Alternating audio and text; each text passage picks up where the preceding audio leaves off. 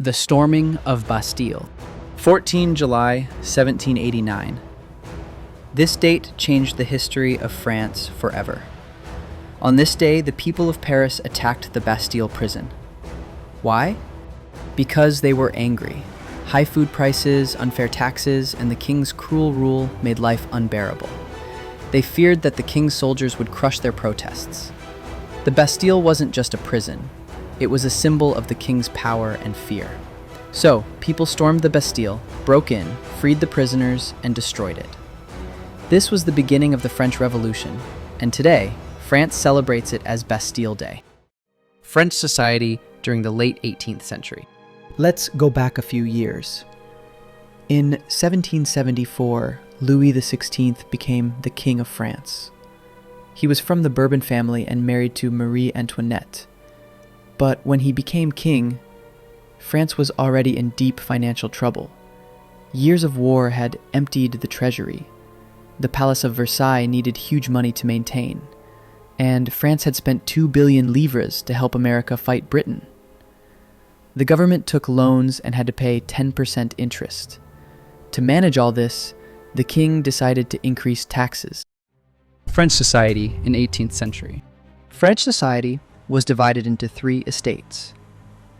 The first estate, the clergy. These were church officials. They were powerful, but they didn't pay taxes. The second estate, the nobility. They were lords and aristocrats. They were rich, had many privileges, and collected dues from poor peasants. They owned 60% of the land. The third estate, common people. This included businessmen, lawyers, peasants, artisans. About 90% of France's population were from this estate.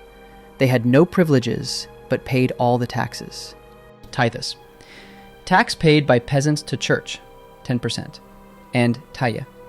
Direct tax paid to the government. Even worse, peasants had to work in noble houses and serve in the army. The struggle to survive. In the 18th century, life in France became harder. The population rose from 23 million to 28 million. This increase created more demand for food. The price of bread went up, but wages of peasants and workers remained the same. Their earnings were low, but things became costly. The rich got richer, and the poor got poorer. To make it worse, hailstorms destroyed crops. This led to a subsistence crisis, a situation where people didn't even get food to survive. People were angry. Peasants revolted against high taxes and hunger. But their revolt failed. At the same time, a new middle class was growing. It included merchants, lawyers, and business owners. They were educated and part of the third estate. They believed in equality for all. They said no group should get special rights by birth. Laws should be equal for everyone. Ideas of social philosophers. Jean-Jacques Rousseau said, "Government should follow the will of the people." He shared these ideas in his famous book, The Social Contract.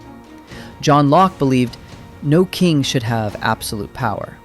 He wrote this in his book, 2 Treatises of Government. Montesquieu wrote, "Power should be divided into 3 parts, legislature, executive, and judiciary." He shared these ideas in his famous book, The Spirit of the Laws. These powerful ideas spread through books and newspapers. When people heard the king would increase taxes, they got angrier. The outbreak of the French Revolution. It was 5th May 1789. King Louis XVI called a meeting of the Estates General at the Palace of Versailles. He wanted to raise new taxes because France was in a financial crisis. The first and second estates, the nobles and the clergy, sent 300 representatives each. They sat facing each other. The third estate, the common people, sent 600 members. Most of them were educated, but they were made to stand at the back. Peasants, artisans, and women were not allowed to join the meeting. Voting was unfair. It followed the old rule, 1 vote per estate. This meant the first and second estates could easily outvote the third. The third estate demanded a new system, 1 vote per member. But the king refused. So, the members of the third estate walked out in protest. They decided to take matters into their own hands. Formation of the National Assembly. On 20th of June, 1789, the Third Estate gathered in a tennis court at Versailles. There, they formed the National Assembly. They took an oath to write a constitution for France and limit the power of the king. They were led by two important figures: Mirabeau, a noble who supported the people and gave powerful speeches; Abbé Sieyès, a priest who wrote a famous pamphlet, "What is the Third Estate?" But outside Versailles, things were getting worse. People were starving, there was a bread shortage, the treasury was empty, and prices were rising fast. Then came 14th of July, 1789. The king ordered armed action to control the people. In response, an angry crowd stormed the Bastille, a prison that had become a symbol of the king's power. This marked the start of the revolution. Peasant revolt in the countryside. In the countryside, rumors spread. People believed the lords had hired robbers to destroy their crops. Scared and angry, peasants attacked the houses of nobles. They looted grain, burnt tax records, and destroyed the old system. Many nobles ran away from their homes. Some even left France. At last, the king gave in. Louis XVI accepted the National Assembly and agreed to the new constitution. On 4th August 1789, the Assembly abolished the feudal system. They also ended tithes, the tax paid to the church. Special privileges of the nobles and clergy were gone. France was no longer an absolute monarchy. It had become a constitutional monarchy. In 1791, the National Assembly of France completed a new constitution. This constitution limited the powers of the king. France was no longer ruled by one person. Now, power was divided among three institutions: legislature, executive, and judiciary. This was the beginning of a constitutional monarchy in France. The new National Assembly was to be elected by a group of electors, and those electors were chosen by active citizens. But out of 28 million people, only 4 million were considered active citizens. They were men above 25 years who paid taxes equal to at least 3 days of a laborer's wage. These 4 million could vote, choose 50,000 electors, and elect 745 members of the National Assembly. But the king still had veto power. He could delay laws passed by the Assembly, though he could no longer make them alone. The Assembly now had more control over the king and the ministers. On the other hand, passive citizens, the rest of the men and all women, were not allowed to vote. Also, those who paid more taxes got better positions in the government. The Constitution began with a powerful message: the Declaration of the Rights of Man and Citizen. This declared rights like freedom of speech, right to life, equality before the law. It also said that the government must protect these rights for every citizen. Finally, King Louis XVI signed the Constitution, accepting the new system, where the king ruled with limits and the people had a voice. During the French Revolution, symbols were used to express powerful ideas. Let's look at some important symbols and their meanings. Broken chain. Symbol of becoming free. It showed freedom from slavery or control. Red Phrygian cap. A cap that freed slaves wore. It became a sign of freedom and liberty. Bundle of rods. One stick can break easily, but a bundle is strong. It showed strength in unity. Eye inside a triangle with light. Known as the Eye of God, it stood for justice and watchfulness. Law tablet. It meant that law is equal for everyone, no special rules for the rich or powerful. Scepter. This symbol stood for royal power. Blue, white, red flag. These became the national colors of France. Each color stood for liberty, equality, and fraternity. The winged woman. She was the personification of law. She showed that law is fair and powerful. Snake biting its own tail. A circle with no beginning or end. It stood for eternity, something that lasts forever. France abolishes monarchy and becomes a republic. After 1791, King Louis XVI was not ready to accept limited powers. He secretly contacted the kings of Prussia and Austria to crush the revolution in France. But before they could act, in April 1792, the National Assembly declared war on Prussia and Austria. Thousands of volunteers joined the army. They believed it was a people's war against kings and nobles all over Europe. These soldiers sang a powerful song, La Marseillaise, written by Roger de Lisle. It later became the national anthem of France. But wars brought loss and hardship. Men went to war, women stayed behind. They worked, managed homes, and supported their families. Many people believed the revolution was not complete. The 1791 Constitution only gave rights to the rich. So people formed political clubs to demand more changes. Jacobin Club, the most powerful club. It was named after the Saint Jacob Convent in Paris. Leader, Maximilien Robespierre. Most members were ordinary workers, bakers, daily wage laborers, and servants. They wore striped trousers, called sans-culottes, meaning without knee breeches. They also wore red caps, the symbol of freedom. Events of the summer of 1792. Due to food shortages and high prices, the people got angry. On 10th August, they stormed the Tuileries Palace, killed the king's guards, and captured the king. Elections were held. All men above 21 got voting rights. This new elected body was called the Convention. On 21st September 1792, monarchy was abolished. France became a republic.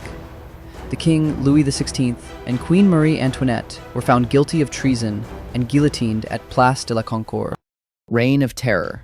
After the summer of 1792, Robespierre rose to power in the Convention and gained control of the government.